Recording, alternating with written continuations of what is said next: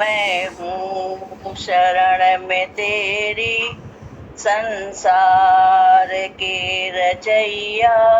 कश्ती मेरी लगा दो उस पार ओ कन्हैया। तेरी यादों का मनमोहन ये दिल में उमड़ा है सावन। बुझेगी प्यास इस दिल की, सुनूंगा जब तेरा आवन। पावन पतित को करना, पावन पतित को करना, जगदीश ओ कन्हैया। मैं हूँ शरण में तेरी, संसार के रचैया। मैं हूँ शरण में तेरी, संसार के रचैया।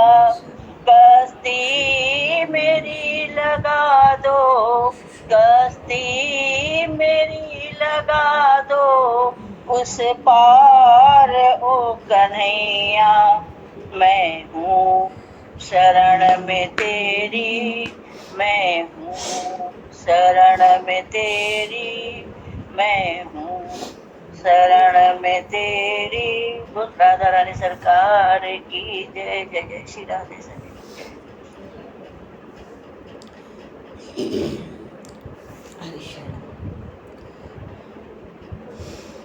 बोली श्री राधे वर कृष्णचंद्र भगवान की जय। श्यावर रामचंद्र भगवान की जय। श्री गौरी शंकर भगवान की जय। श्री भगवान की जय। श्री काशीपुर धाम की जय। श्री वृंदावन धाम की जय। सब संतन की जय, सब भक्तन की जय, समस्त वैष्णव की जय, समस्त पूर्वाचार्य चंदन की जय, समस्त संप्रदाचार्य की जय।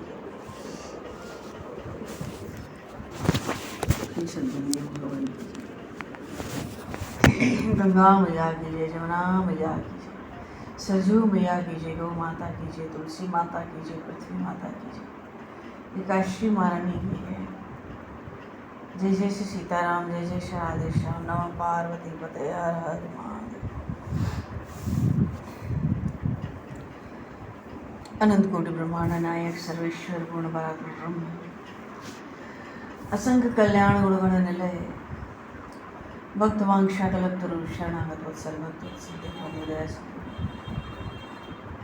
भगवान श्री राधा माधव जैसी कृपा करना से श्री हनुमान जी महाराज की परम पावन भावमयी सन्निधि में महापुरुषों की भावमयी उपस्थिति में एवं आप सभी श्रद्धालु भक्त वैष्णव की मंदिर सन्निधि मानव जीवन का सर्वोत्कृष्ट फल भगवत गुणगान, भगवत स्मरण का आनंद हम सभी भगवान श्री कृष्ण की मधुर लीलाओं के माध्यम से प्राप्त करने जा रहे हैं। सर्वप्रथम आप सभी भक्तजनों के श्री चरणों में भगवत भाव से सादर वंदन, सादर नमन। आप सभी को यथा योग्य जय श्री राम, जय जय श्री राधे, हरे श्याम, जय श्री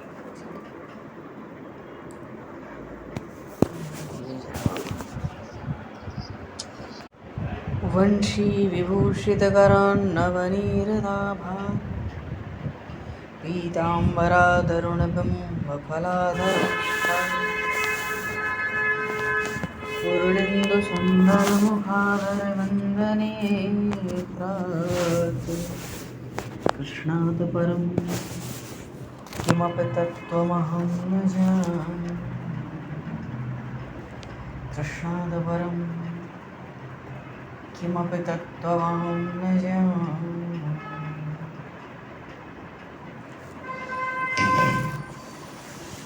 पूर्व प्रसंग में भगवान श्री कृष्ण गुरुकुल से लौटे।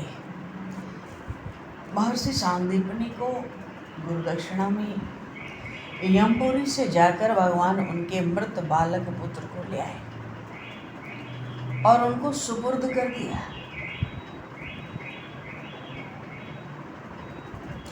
मानो जो न होने की बात थी सो हुई। ऐसे ही भगवान ने महाभारत के काल में उत्तरा के गर्भ की रक्षा की। जो न होने की बात हुई सो हुई। ऐसे ही प्रभु श्री राम ने माता अहिल्या का सतीत्व लौटाया, अजी जो न होने की बात सो हुई। गई बहोर गरीब नवाज, सरल सबल साहेब रघुराज।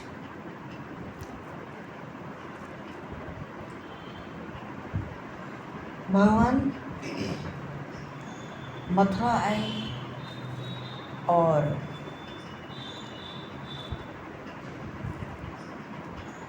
मानो भगवान श्री रामकृष्ण गुरु गृह से लौटे, ऐसा लगा युगों के बाद लौट रहे हैं। मथुरा की शोभा, वहाँ की सज्जा, वहाँ का उत्साह, वहाँ का महोत्सव, सब कुछ अपनी अवधि पर है, अपनी सीमा पर है। पर मथुरा में अब प्रसंग है विशेष रूप से उस कुब्जा की प्रतीक्षा का। कुब्जा विचार करती है, अरे जिस दिन वो नील सुंदर मथुरा में भ्रमण के लिए आए थे अपने अग्रज उन बलराम जी के साथ, अपने ब्रज के उन बाल सखाओं के साथ राजपथ पर मिले थे, उन्होंने मुझ कुब्जा को बिल्कुल सीधा करके ऐसा परम सुंदर रूप दिया। उस दिन उन नील सुंदर ने मुझसे कहा था, मैं तुम्हारे घर आऊंगा।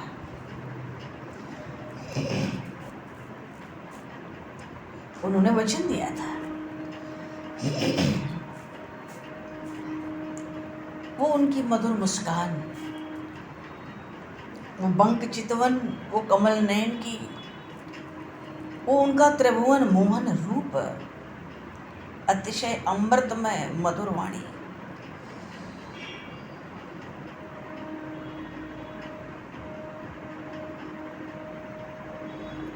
अच्छा, उस दिन आकर उन्होंने मेरे चिबुक को स्पर्श किया, ठोड़ी को, और चरण के ऊपर चरण रख के भगवान ने वहीं से झटका मारा था। कुब्जा का कुबड़ी दूर हो गया हमेशा हमेशा के लिए। पर कुब्जा स्मरण करती है। अब तो उस क्या नाम हो गया उसका, कौन सी सुंदरी, सैरंद्री, अब वो कुब्जा कहाँ रही।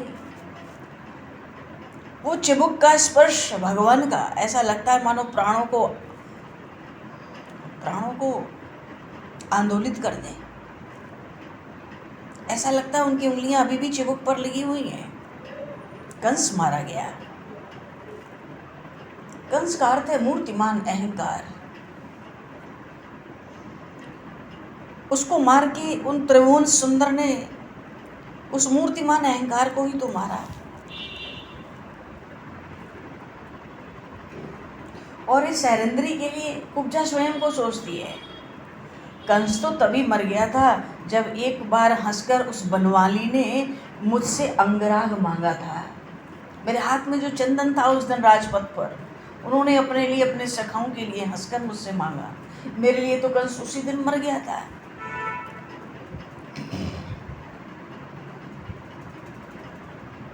और उसके बाद कंस की कोई स्मृति तो क्षण भर के लिए भी मेरे हृदय में आई नहीं।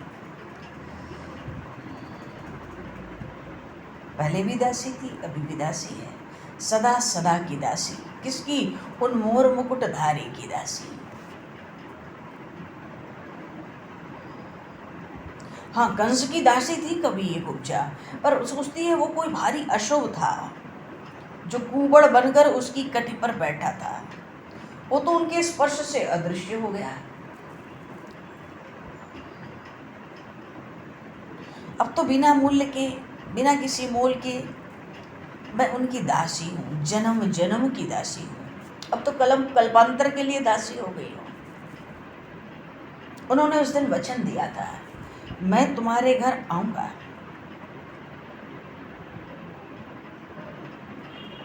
सोचती है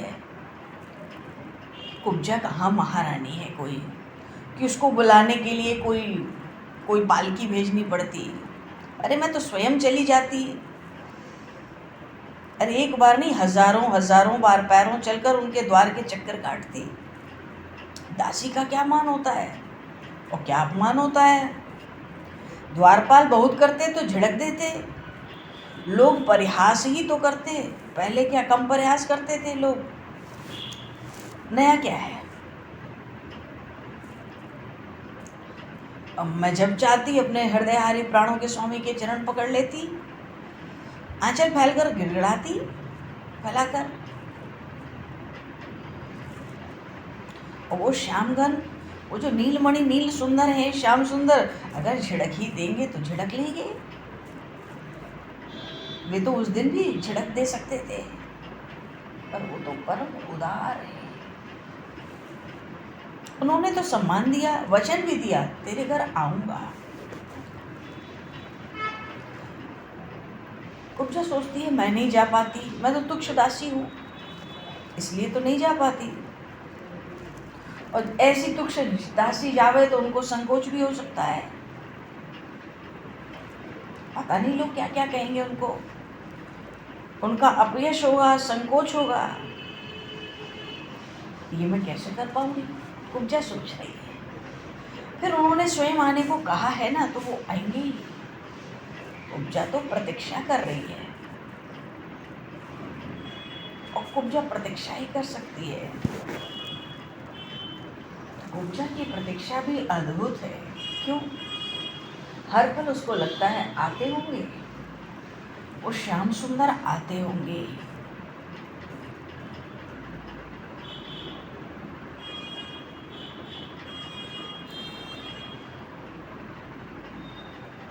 जो उसके घर में दासियां थी, अब सुबह उठती, अभी अंधेरा ही रहता तो दासियों पे खींचने लगती, क्यों नहीं जल्दी और उठाया, क्यों अभी घर की साफ सफाई नहीं हुई, अभी कक्ष सजाया नहीं गया, शैया पर कोमल कोमल पुष्प पत्ते बिछाए नहीं गए, श्रृंगार हुआ नहीं, क्या उनके सामने ऐसे ही चली जाऊंगी? कितने कार्य पड़े हैं, आने का कोई समय भी तो नहीं बताया उन नील सुंदर ने।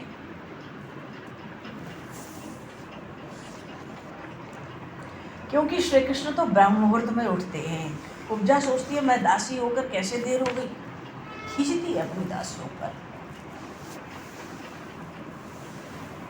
जमुना के तट पर जाते हैं विश्राम घाट की ओर, जाने से पहले भी तो इधर आ सकते हैं, और आने का समय भी बढ़िया है।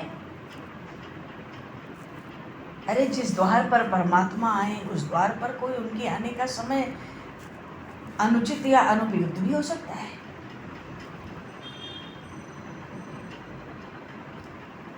जमुना के तट पे नित्य कृत्य करते हैं, इधर से निकल सकते हैं लौटते समय।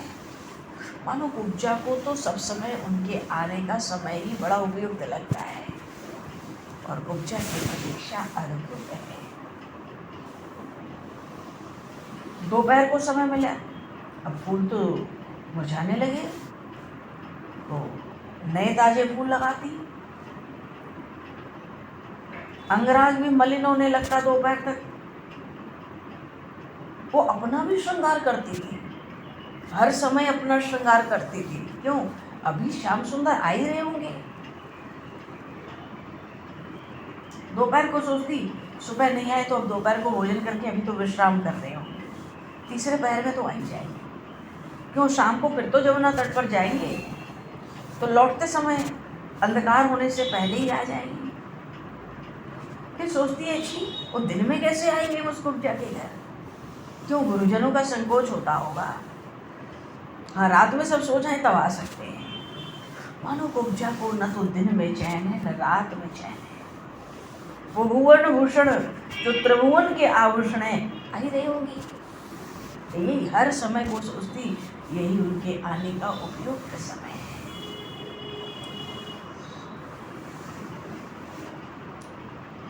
और घर की साज सज्जा हो, शैया की साज सज्जा हो, या स्वयं का श्रृंगार हो, कुब्जा का पूरा पहर बिकता उससे पहले घर से बदल लेती। फिर सोचती कल नहीं आ सके, किसी कार्य में व्यस्त होंगे, आज अब आते होंगे, आएंगे। अरे स्वयं आने के लिए कहा है। कुब्जा के प्राणों को निराशा का स्पर्श नहीं है, बार बार साज सज्जा होती है, अपना भी श्रृंगार सुधारती है, संवारती है। आते होंगे, अब आ ही रहे होंगे। मानो एक अद्भुत उन्माद था।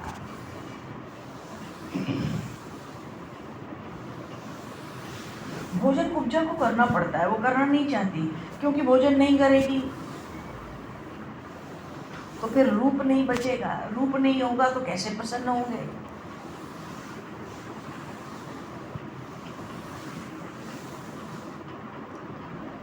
चलो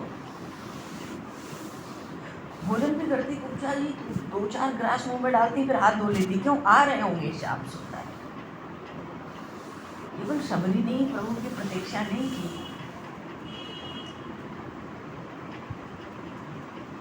माता शबरी की प्रतीक्षा, ये कुब्जा की अद्भुत प्रतीक्षा।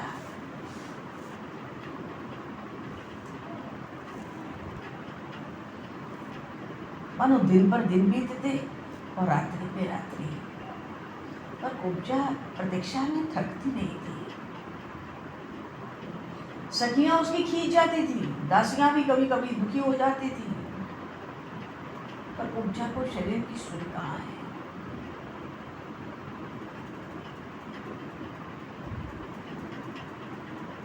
उसको प्रत्येक क्षण लगता है श्याम सुंदर आ रहे होंगे, अब तो आ ही रहे होंगे। कुब्जा को सर्वस्व श्री कृष्ण के चरणों में समर्पित करना है, इसलिए वो अपनी भी साज सज्जा रखती है, घर की भी साज सज्जा रखती है। तो दासी ने उसको आके सुनाया, अरे श्री कृष्णचंद्र का उपनयन हो गया, वे तो गुरु के आश्रम चले गए। तो कुछ समय के लिए जो प्रतीक्षा का उन्माद था ना, वो शांत हुआ। उसको लगा मुझ पे कृपा करने के लिए अच्छा बहाना बना लिया है, अब तो बिना किसी के जाने चाहे जब भी आ जाए, कुब्जा को तो प्रतीक्षा करनी है। किसी का अभाव है, किसी के चरणों की आहट सुनाई पड़े, सरंद्री चौंक जाती है, उठ के खड़ी होती है, दौड़ती है आगे, बार बार द्वार पर दौड़ जाती है, बार बार छज्जे पर जाकर देखती है, फिर अपने कक्ष में आ जाती है। आते होंगे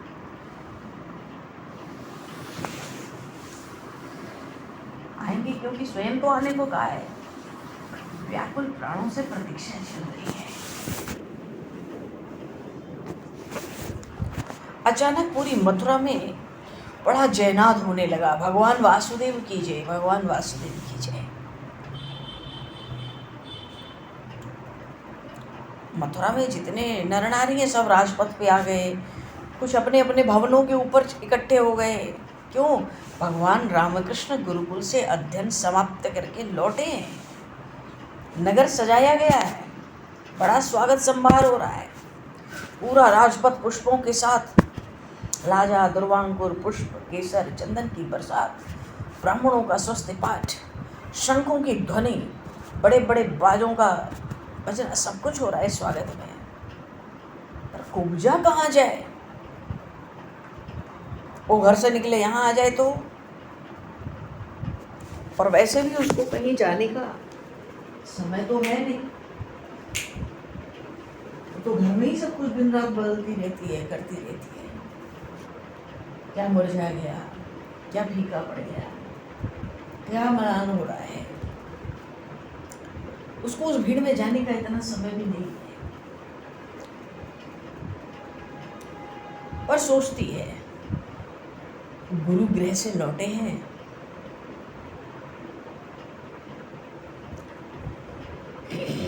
चलो अब तो और आते ही होंगे, पहले माता पिता बंधु बांधव से, अपने सचिव सभासद से, पता नहीं कौन कौन होंगे वहाँ, सब तो उनसे मिलने के लिए आतुर होंगे।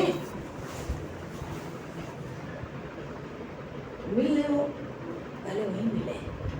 दिन बीत रहा है, रात बीत रही है, कुब्जा की प्रतीक्षा थकती नहीं है। सोचती है, जब निराश होने के पल आते हैं तो उसके पहले ही सोच लेती है, उनको आना नहीं होता तो आने की क्यों कहते, अवश्य आएंगे। ऐसा थोड़ी हो सकता है कि कह के ना आवे। दिन बीत रहे, रात बीत रहे, सोचती है। अभी कल ही की तो बात लगती है, कितना सम्मान किया है इस तुच्छ दासी का उन्होंने, कितने स्नेह से हंस के अंगराग मांगा था, कितने भोलेपन से सामने आकर खड़े हो गए, उनके भाल पर, उनके कपोलों पर मैंने अंगराग लगाया, और कितनी शीघ्रता से उन्होंने मेरे दोनों पैर दबाकर अपने चरणों से चिबुक पर उंगली लगा के स्पर्श करके थोड़ा झटका क्या दिया, जन्म भर की कुबड़ी में सीधी हो गई। तभी उन्होंने मुस्कुरा कर कहा था मैं तेरे घर आऊंगा। बड़ी आतुर प्रतीक्षा।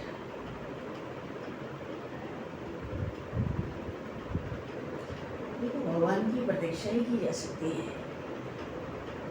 उनको कोई ढूंढे तो कहाँ ढूंढे। जीव का कोई कितना भी साधन हो, कितना भी उत्कृष्ट हो, कितने भी दीर्घकाल का साधन क्यों ना हो, कोई ऐसा साधन नहीं जो प्रभु को आने पर विवश कर सके।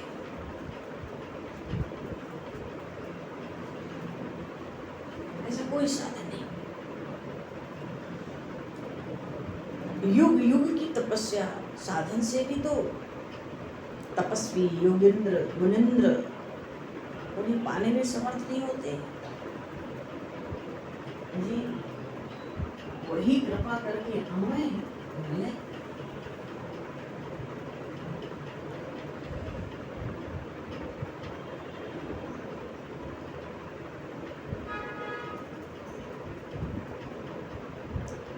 तो उनकी कृपा की केवल प्रतीक्षा ही तो करनी है।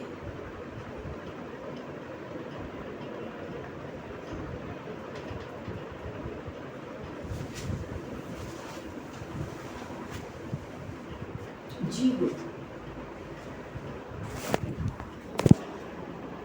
भगवान के कृपा की प्रतीक्षा ही कर सकता है। तो उस धन्य क्षण की वो प्रतीक्षा, भगवान की कृपा की जो प्रतीक्षा जीव करता है एकांत में, वो प्रतीक्षा का समय ही सब साधनों का परम रहस्य है। क्योंकि भगवान अनंत करुणा वरुणालय, भगवान कारण कृपा सिंधु है। सबके सुहृदय हैं। उनकी कृपा कभी कृपण नहीं हुई। मानो कृपा करने में भगवान ने कभी कंजूसी नहीं की। जा सुकृपा नहीं कृपा आघाती, गोस्वामी जी ने कहा रामचरितमानस में। भगवान की कृपा शक्ति ऐसी कि वो कितनी भी कृपा करे आघाती नहीं है।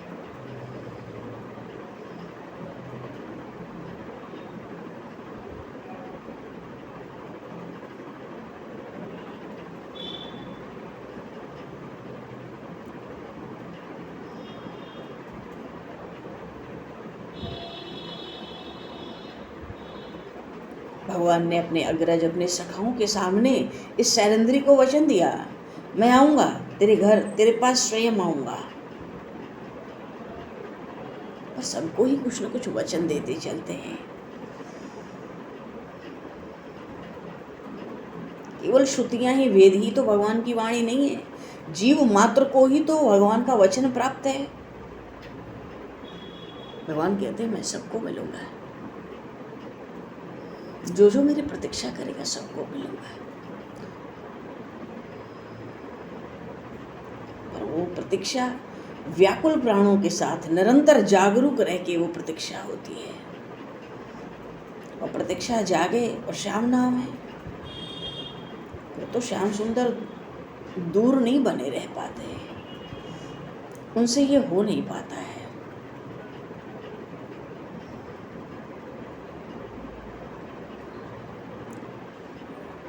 कुब्जा के प्राणों में प्रतीक्षा जाग चुकी है, उत्कट अहर्निश प्रतीक्षा। उस प्रतीक्षा में कहीं निराशा नहीं है। निराशा तो कुचल गई है पैरों से मानो। तो अब कब तक श्री कृष्ण नहीं आएंगे? आएंगे ही। कुब्जा सोचती है उन्होंने वचन दिया है, वो अवश्य आएंगे।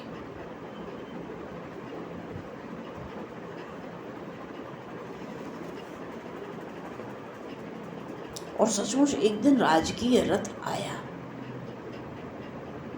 कुब्जा के द्वार पर। उद्धव के साथ हंसते हुए मोर मुकुटधारी उस रथ से कूद पड़े। धन्य हो गई उस दिन कुब्जा, धन्य हो गई सैरंद्री, सफल हो गई उसकी प्रतीक्षा।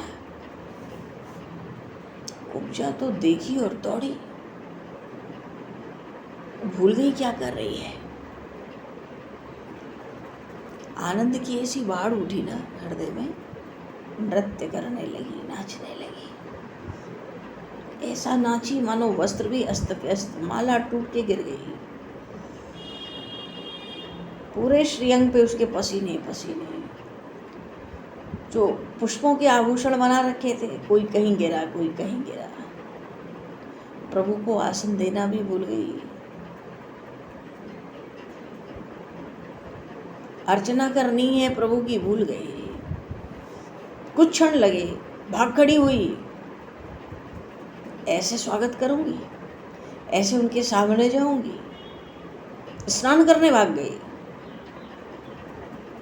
उसकी सखियों ने, दासियों ने सहायता की झट।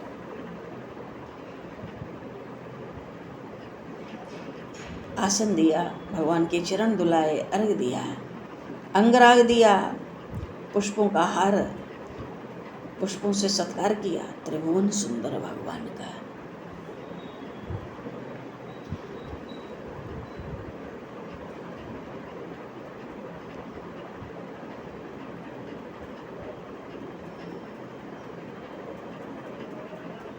कुब्जा है,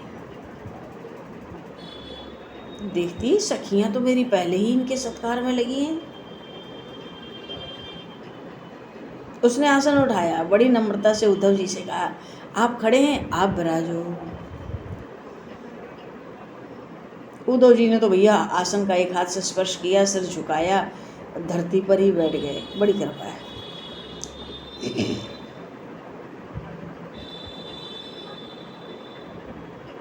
उद्धव कौन? उद्धव जी भगवान श्री कृष्ण के छोटे भाई लगते हैं और इन उद्धव जी को भगवान श्री कृष्ण ने अपना अंतरंग सखा बना रखा है। देवगुरु बृहस्पति के साक्षात शिष्य हैं। इनको ब्रज भेजना है आगे, इसलिए उद्धव जी को भगवान लाए कि कम से कम उद्धव आके अपनी आंखों से देख तो लें कि एक कुब्जा शैलेंद्री की भी प्रतीक्षा को, उसके प्रेम को, श्री कृष्ण उस प्रेम की भी उपेक्षा नहीं कर सकते, तो ब्रजवासियों के प्रेम की क्या उपेक्षा करेंगे। प्रसंग तो आगे आना है। अब वही प्रसंग है उद्धव जी का। प्रभु को अक्रूर जी के भी घर जाना है। उन्होंने कहा था कंस को मार के आपके घर आऊंगा, जब तक कंस मारूंगा नहीं तब तक विश्राम नहीं करूंगा। मानो एक कंस की तुक्ष दासी में भी अगर परमात्मा के लिए हृदय में प्रेम जागता है, प्रतीक्षा जागती है, भगवान उद्धव जी को संकेत से दिखाना चाहते। कृष्ण तो किसी की भी प्रेम की उपेक्षा नहीं कर सकता।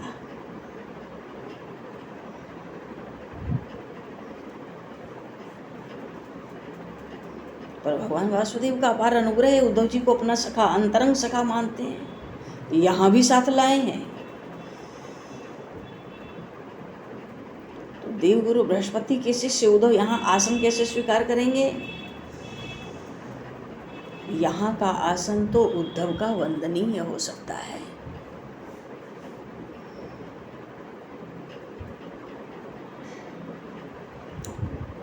ठाकुर जी ने उद्धव जी की ओर तिरछे नेत्र से देखा, हंसे और कहते मैं अभी आऊंगा।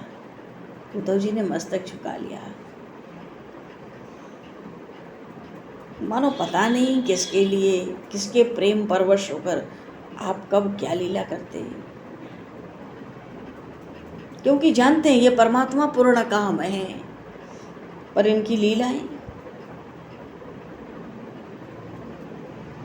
इनकी लीलाओं को उद्धव जी कहते हैं मैं देख पा रहा हूँ। है पूर्ण ब्रह्म, पूर्ण परमात्मा, परमेश्वर, पुरुषोत्तम। और मुस्कुरा के उद्धव जी को कहते हैं मानो तुम अब जाओ, मैं आऊंगा जल्दी। सिर झुका लिया उद्धव जी ने।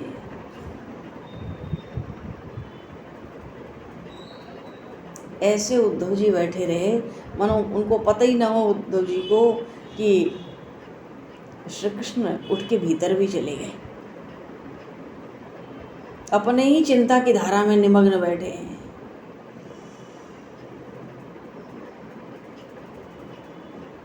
तभी भगवान ने उस कुब्जा से अंगराग मांगा था।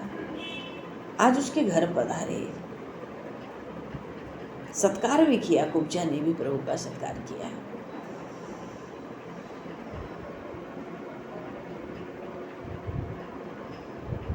त्रिभुवन सुंदर आए हैं, स्वयं कक्ष में आ गए हैं उसको पुकार भी रहे हैं। भगवान पुकार रहे हैं कुब्जा को। कैसा मधुर अमृतमय स्वर है, मानो कोई मुर्दा भी पड़ा हो तो उठ खड़ा हो।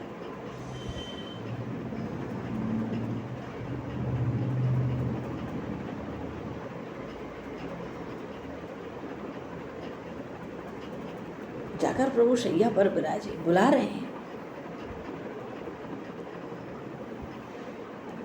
भगवान तो सबकी हृदय का हरण करने वाले हैं।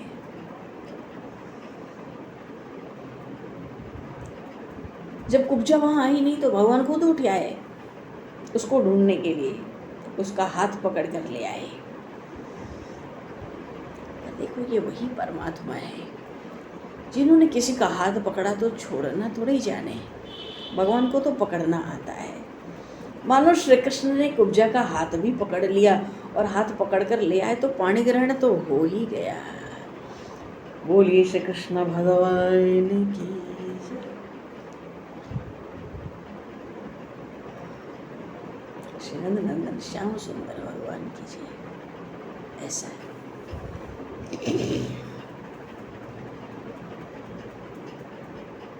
कुब्जा तो प्रभु की जो अमृतमय वाणी है उसी में मगन है। सोचती है वह तो दासी हूँ, जन्म जन्म की दासी हूँ। इन्होंने स्वीकार कर लिया, जीवन प्राण शरीर सब कृतार्थ हो गए।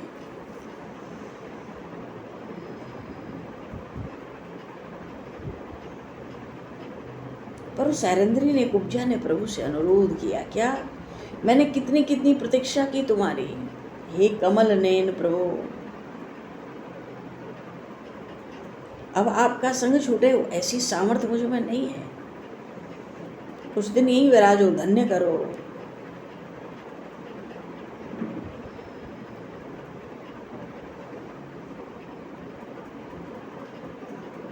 द्वार पर खड़ा रथ,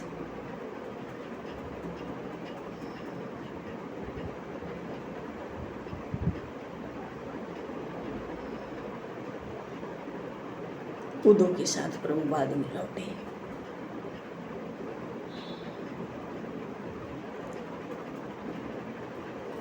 भगवान ने उस कुब्जा को, सैरेंद्री को कृतार्थ किया और वस्तुतः मथुरा में वो कुब्जा तो मानो महारानी सी रहने लगी। परमात्मा ने जब भी जिस जीव को अंगीकार किया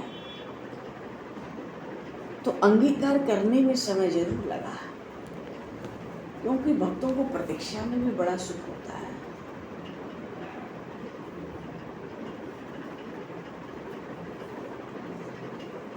पर भगवान ने जब जिस जीव को अंगीकार किया, सदा सर्वदा के लिए, जन्म जन्मांतर के लिए, कल्प कल्पांतर के लिए, वो जीव परमात्मा का ही होकर रहा। जो एक बार भगवान का हो गया वो कल्प कल्पांतर में भी संसार का जीव नहीं हो सकता।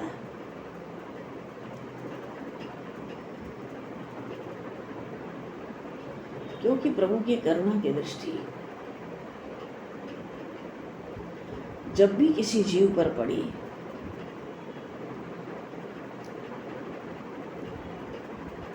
जीव का उद्धार ही हुआ, क्योंकि वो करुणा सिंधु है। कारुण्य रूपम करुणाकरम तम श्री रामचंद्रम शरणं भजते। करुणा की एक नजर पड़ जाए तुझ पे, करुणा की एक नजर पड़ जाए तुझ पे, तेरा उद्धार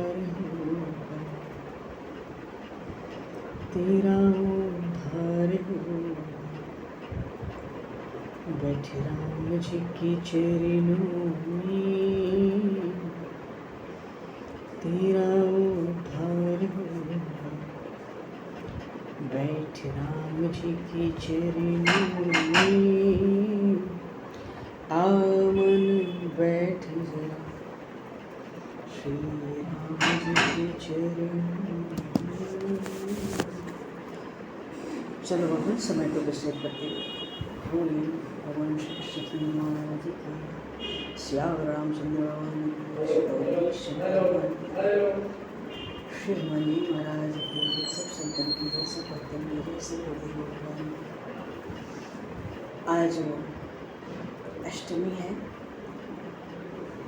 सबको बधाई है नवरात्रि में। कल रामनवमी का महान पर्व है, हर जगह उत्सव हो रहे हैं, यहाँ भी भजन संध्या होने जा रही है, मालूम पड़ता है। चलो अब समय भी हो गया है ना? कल रामनवमी का महान पर्व है, तो भगवान श्री राम का भी गुणगान गाएंगे, कहेंगे, सुनेंगे। तो जो कोई आप बोलना चाहे बोलो। समय को दृष्टिगत करते हुए वाणी को यही विराम। वाक्य पुष्पांजलि प्रभु के श्री चरणों में सादर समर्पित। आप सभी को भी यथा योग्य जय श्री राम, जय जय श्री राम, जय श्री राम।